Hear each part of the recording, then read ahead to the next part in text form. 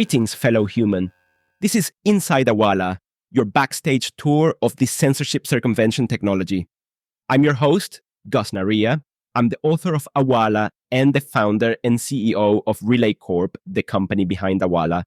This show is primarily for diaspora communities from regions subject to severe censorship.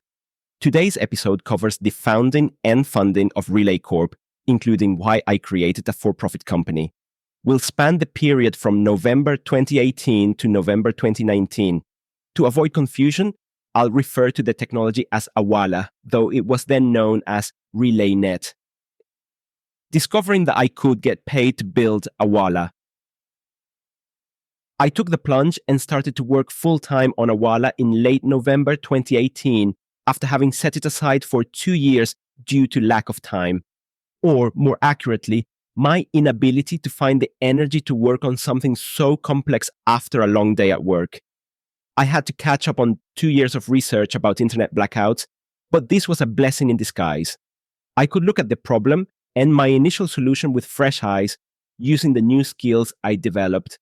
I also decided to put my idea to the test by building a prototype that made Twitter work offline. I wasn't planning to work on the project indefinitely. My plan was just to take a sabbatical to work on it for a few months, submit the dissertation, and then get a full-time job doing something else. Up until this point, Awala was just something I was fantasizing about doing, but I never thought I'd actually get a chance to build it properly. I thought I'd just be working on it in my spare time for a few more years until life gets in the way. But then I came across this organization funded by the US government called Radio Free Asia, RFA, whilst reading Junbaek's book, North Korea's Hidden Revolution, which you might recall from the previous episode. I learned that they had set up the Open Technology Fund, OTF, to fund projects that circumvent censorship. For example, OTF funded the popular messaging app Signal in its early days. That just blew my mind. So, someone could really pay me to build this, I thought. I knew it would be pretty hard to get the funding, but the very existence of OTF was extremely encouraging. The application had 3 stages: submitting a concept note, then a full proposal for review by the OTF team and advisory council, and finally, drafting the contract. At any stage, they can ask for more information or reject the application. You need a rough idea of the budget and time you will need for the concept note, but you can change in it the full proposal. A new cohort of applications is processed every 2 months, and the deadline for the next one was the 1st of January 2019. I decided to apply for it so I could build the most basic versions of Awala on desktop and Android. This meant that by the end of December, I will have to have made significant progress on the prototype and the architecture of Awala. Enough to know roughly how much time and how much money I was going to need and to demonstrate potential. I worked very long hours every day until the end of the year, except for Christmas Eve and New Year's Eve. Then, on the 1st of January 2019, I looked at the application draft with fresh eyes and submitted it. I had not yet founded an organization, so I did it as an individual. I heard back from OTF 2 weeks later. They had questions and concerns about the current stage of the technology, its technical feasibility, its security, and my deployment plans, but they were still open to consider the project. They proposed that in parallel to me addressing their questions and concerns, Awala also underwent an independent security assessment by one of the world-class security consultancies that they had on retainer. I could not believe my luck. Their concerns were 100% understandable. I'm sure they must have been very skeptical.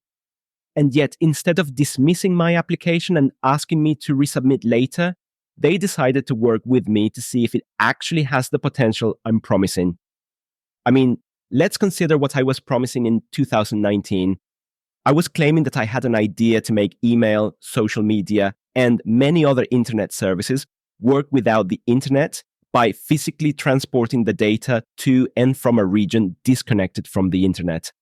Whenever I shared what I was doing for my dissertation, People saw it as a cool theoretical exercise, but when I started to say I wanted to build it, they thought I had gone mad. Or best case scenario, that I didn't fully appreciate what it entails. If OTF had rejected my application, honestly, I would have totally understood.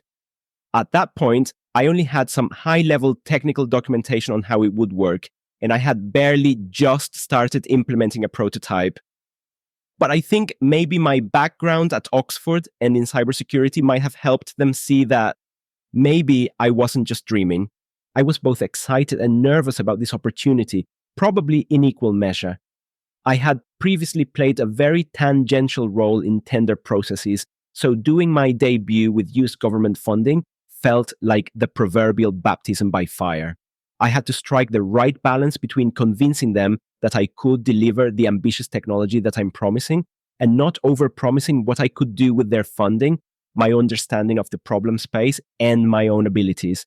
I just didn't know how we would handle unexpected bumps along the way. So I answered their questions and addressed their concerns.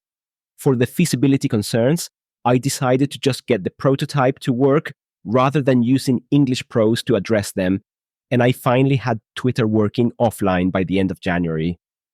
The concept note was approved in February, and I was invited to submit a full proposal that addressed the new questions and concerns they had.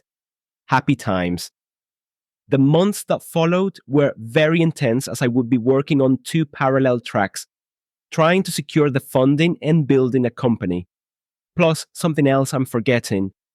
Oh yeah, the dissertation. Getting the full proposal approved. For the following 3 months, I would focus on this proposal, which included sourcing the contractors who would join me and supporting the security assessment of Awala and incorporating the feedback. I also did some outreach, such as pitching Awala to the developers of the Twitter alternative Mastodon so we could make it work offline, and recording a demo of the prototype where I showed Twitter working without the internet. I eventually submitted the proposal in May, and I took the opportunity to change the applicant to the newly incorporated Relaycorp Inc. Within days, it passed the internal review by the OTF team, and the proposal was passed on to the advisory council. The following month, in June, I received a request for more information on behalf of the advisory council. They raised some really good points, but I knew I wasn't going to be able to address their concerns by the deadline, and seeing as the process was now taking 6 months and counting, I had to make a difficult decision. Now I had to prioritize getting a short-term contractor job to pay the bills and continue the funding request on the side. I had to notify OTF and the contractors about this delay. They were both very understanding, but naturally some contractors were unable to commit to an undetermined start date in the future. So I would have to start the sourcing again once the funding were secured. I eventually addressed the concerns of the advisory council, and the proposal was approved in early August 2019. The next phase of the process was to draft the contract, which involved some back and forth. The summer of 2019 was very difficult for me. Not only was I following up on the funding request and getting Awala to a point where it could be funded, but I also had to hand in my dissertation report by September. That old chestnut. To top it all off, I was working on the other side of London and had a daily 2-hour commute on the underground during that period. Fortunately, the effort paid off. We signed the contract in November 2019, and I started the project on the 1st of December. Founding Relaycorp. I was quietly dreaming of starting a company whilst working on Awala, but it was when I got the first round of feedback from OTF in January 2019 that I actually decided to go through with it. My friends, family, and classmates thought it was a good academic project, but I always expected them to be too biased or maybe too polite to tell me that it sucks. So the fact that OTF didn't dismiss it immediately was very encouraging. I was over the moon, especially after I completed the prototype with Twitter. So I posted a quick update on LinkedIn to announce Awala to the world, or at least my professional network. One of my classmates was really interested in the project and wanted to support it, even by investing in it. I wasn't even raising capital, so the fact that he was interested was an amazing surprise, especially because he had a lot of experience with the cryptography that underpins Awala. I saw it as another sign that I should go ahead and create a company. I registered Relaycorp Limited in the UK in February 2019. I chose this name to align with Awala's former name, RelayNet. My plan was to use this company to execute the contract with OTF, hire myself as an employee, and eventually raise capital from investors. I was very active in the tech scene in London. I signed up for WeWork in Shoreditch, the UK's Silicon Valley in East London. I was trying to learn as much as I could about running a successful startup and network with individuals in this space, especially investors and prospective co-founders. I was actively looking for a business-oriented co-founder, someone who would complement me, but nothing came of it. As the OTF proposal started to take longer than I expected, I decided to try to raise capital and took on my friend's offer. It was a small investment, meant as a bridge until the OTF contract is approved or we raise the seed round. As part of this investment, I would incorporate in the US, which is where my friend is based, so incorporated Relaycorp Inc. in the state of Delaware in April 2019. I also was starting to feel like Awala was outside the risk appetite of UK investors anyway, whereas investors across the pond seemed a lot more receptive and communicated very clearly the milestones they wanted to see before considering an investment. Because of this risk aversion I was finding in the UK and the ambitious can-do attitude I was seeing in the US, apart from incorporating in the US, I was seriously willing to move there if we secured enough funding. It made sense to me to incorporate in the US back in 2019, but that was a big mistake in hindsight.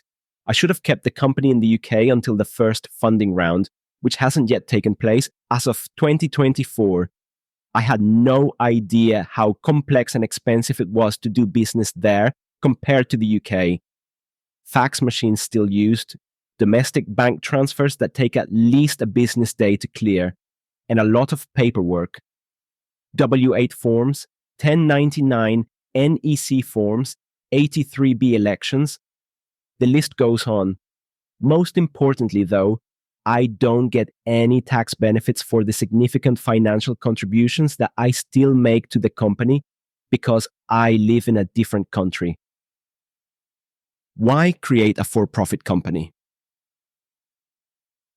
I've always believed that Awala has the potential to play a key role in everyday life in the long term, even in stable democracies with a robust internet infrastructure. Initially, I was only interested in circumventing internet blackouts, but as I designed mechanisms to secure user data and protect the network from abuse by well-resourced nation-state actors, I realized that with the benefit of hindsight and a blank canvas, I was actually trying to tackle fundamental issues with the internet. Issues that couldn't have been anticipated when the foundation of the internet was created, and which we've only managed to patch gradually over time.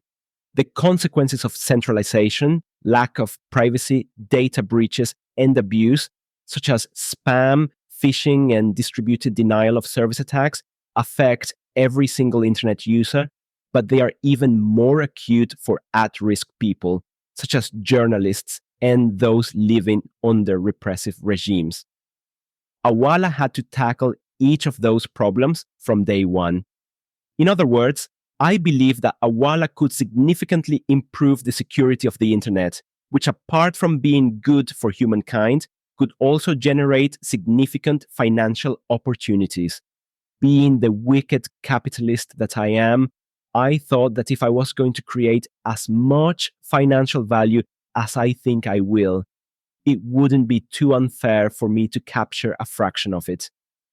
I believe that capitalism can be a force for good if applied ethically and to benefit all stakeholders, that is, the environment and everyone affected by the enterprise, not just the stockholders. This is in contrast to extractive capitalism, which seeks to extract profit from people and the environment in a zero-sum game. Let me grab my top hat and monocle to explain it differently. So, I want to work with partners to make a humongous cake and only take a tiny slice from it, rather than eating a whole cake that's actually smaller than the slice I could have. Maybe not the selfless tree-hugging nerd you thought I was. Quite the plot twist, right? This commercial angle is actually good for internet freedom. For starters, I'm going to need to poach well-paid cryptography and networking engineers from the largest tech companies, which is where you tend to find the tiny group of people with the skills I need to pull this off. This also meant I could get investors and product people who could help me build something that people truly want to use, as opposed to something they have to put up with to bypass censorship. Lastly, if I play my cards right, a for-profit company could eventually be self-sufficient and therefore able to change tack at a moment's notice, so we can cope with the ever-changing landscape of internet censorship without being blocked by a procurement process that could take up to a year if approved. This is now a great segue into a question I get asked quite often. Will you charge the people who use Awala to circumvent blackouts? The answer has always been no. I do want Awala users to pay their couriers for their services, but I'm not taking a cut. Generally speaking, the thought of charging vulnerable people makes me sick. Circumventing blackouts is my opening gambit, the problem I'm most passionate about and the one I know best. But even if I hypothetically wanted to make a profit from it, it wouldn't be viable, and that's why this problem has remained unsolved. A wicked capitalist would put their top hat on, look at the total addressable market, TAM, which is how much revenue a company and its competitors could generate, and how much of that TAM they could capture, and they'll arrive at the conclusion that it isn't worth the investment. That's before you consider the logistical and legal barriers that you would face trying to repatriate the profits from a dictatorship or conflict zone. I also think that starting with internet blackouts is a sound commercial strategy compared to trying to position it as a secure internet add-on, so to speak. In the context of internet censorship, Awala is a painkiller. In the context of internet security, it'll just be a vitamin until we reach a critical mass of users. I also believe that moonshots like Awala should start with a niche and only gradually expand from there, just like Facebook started by targeting Harvard students and eventually expanded to other universities and audiences on its way to taking over the world. We've now reached the end of the episode. If you're curious and want to learn more about any of the topics I've covered here, make sure to check out the show notes. Let's catch up in 2 weeks again, when I'll share the story of how we finally built Awala,